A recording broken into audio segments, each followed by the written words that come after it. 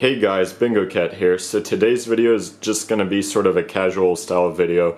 Right in front of me, I actually bought a Dell Inspiron 8500, which I've owned this computer before, like almost 2 years ago now already, like a year and a half or so ago.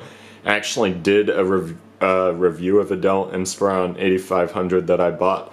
And the Inspiron 8500 is a special computer to me because this is the computer that I owned for the majority of my childhood. This model from 2003 to 2009, this was the only laptop that my family had, so I spent a good chunk of my life using a Dell Inspiron 8500.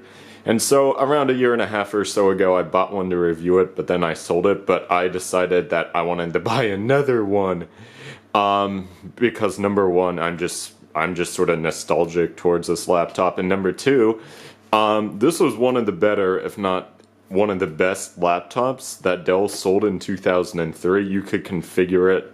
You could configure this laptop to have an insane amount of options, like latest Wi-Fi at the time, latest Bluetooth, infrared. It supported better than 1080p screen.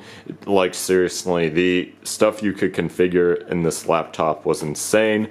But you know, it's been 15 years since 2003, so this is a laptop, my primary laptop that I own today. I own more laptops than just these two. Like, I own two more over there. I have a 2012 Dell Latitude, I forget the model number, and a 2012 MacBook Air. And then of course we got my 2017 Dell XP SP2 9560. Fantastic laptop, and today, as of today, this and last year, this was one of the best laptops that Dell offered. It's powerful, has a 4K display, dedicated graphics. So I decided to buy this laptop because I wanted to see what one of the better laptops of 15 years ago is like compared to one of the better laptops of today. So, just a little overview of the laptop. The first thing, once again, that you'll notice is that this is a really thick laptop. Like, I'm going to straighten out my camera for a little bit. So, if you compare the sizes of these two laptops, you notice that my XPS is less than half as thick as the Inspiron. I mean, it's not thinner than, like, just a screen, but still, this is noticeably thinner than this. And this is more powerful and has better specs, so yeah, there's that.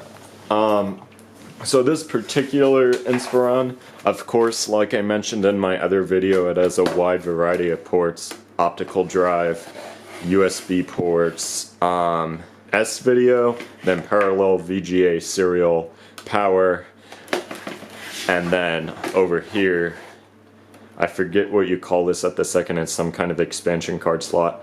I believe this is FireWire, infrared, and then, you know, headphone jack, mic port.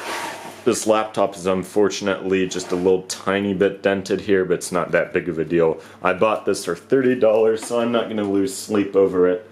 Also does have a, hang on, it does have a dock port on the underside. I believe that's what that is. So that's pretty cool. And so let's go ahead and power this thing on. It did not come with a power adapter, but luckily I had one. So let's go ahead and power this thing on, see what's going on. Alright, the inside of the laptop looks like it's in pretty good shape, luckily. Here we go. And let's turn it on.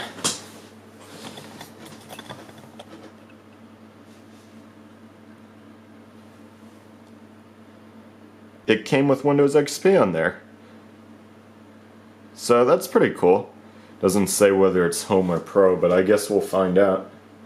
And I assume this has been updated to at least Service Pack 2, because otherwise, if it hadn't been updated to Service Pack 2, it would either say Home or Pro on here.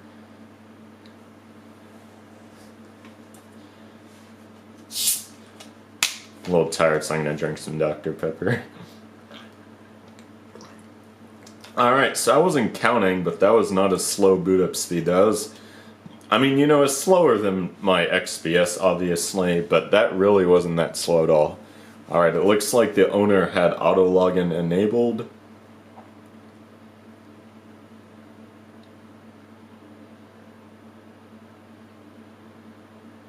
Yeah, that really wasn't that slow. It wasn't the quickest computer in the world, but on the plus side, it was not that slow. So, it looks like the icons are a little bit stretched out, so it's probably running a 4:3 aspect ratio on a widescreen display because I don't know why.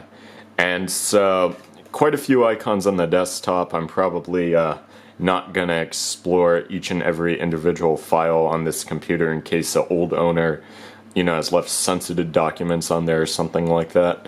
But let's go ahead and see what our screen resolutions are. If it doesn't show any widescreen resolutions, it's probably because the correct graphics drivers aren't installed or something like that. Because I highly doubt they only shipped a 16:10 laptop with a 4:3 or 5:4 aspect ratio, so I can do 800:600, 1024:768. So all these are either 5:4 or 4:3 aspect ratios. I don't think I can do much in the advanced settings. Or will the advanced settings even load? Hello. While we're waiting for the advanced settings, whoa, that's slow. But while we're waiting, oh, here we go. You can change DPI settings. I'm gonna guess a graphics driver isn't installed because it doesn't list the adapter type. And it looks like Internet Explorer 6 is still installed because down here there's an Internet Explorer 6 icon. But if we, I'm gonna zoom in just a little bit and let's see what's in the start menu. It has AIM 6.0 on there, which I don't know when that was from. It does have Word, it has Norton, and then, it has the rest of the Office suite. It has AOL, AOL OpenWrite, I don't even know what that is. It actually has RealPlayer. Wow, I have not used RealPlayer in like 15 years.